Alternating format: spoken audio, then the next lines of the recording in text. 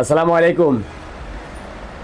জনাব আমির খুসরু মাহমুদ সাহেব বলেছেন, যাদের সমর্থনে অন্তর্বর্তীকালীন সরকার ক্ষমতায় বসেছেন তাদের মতের প্রাধান্য দিচ্ছে না অন্তর্বর্তীকালীন সরকার। জনাব, এই সরকারকে আপনারা ক্ষমতায় বসান নাই, স্বৈরাচার আপনারা তাড়ান নাই। গত 16 বছরে নাই যে আপনারা এই স্বৈরাচারের কিছুই করবেন।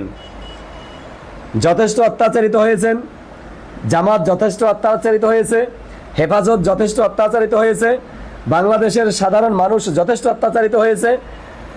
যার কোনো ক্ষতি হয় নাই, তিনিও একটা অশান্তির মধ্যে ছিলেন, মানসিক অশান্তি। কিন্তু আপনারা যে কথাগুলো এখন বলছেন, এগুলো আপনাদের মুখে মানায় না।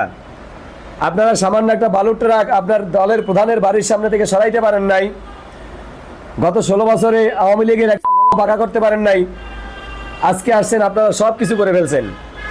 পৃথিবীর মধ্যে এরকম হাজার অ্যাচিভমেন্ট আমরা দেখেছি, যেটা অর্জন একজনের কিন্তু সেটা কেড়ে নিয়েছে আর একজন। ঠিক এই জুলাই আগস্টও কেড়ে নেওয়ার একটা পায়তারা চলছে এবং তার ম্যাক্সিমামটা আপনারা সফল হয়েছেন। আশা করি সফল হবেন না, কারণ এই জাতীয় সফলতা পাওয়া যায় না। আপনারা আশা করি সফল হবেন না।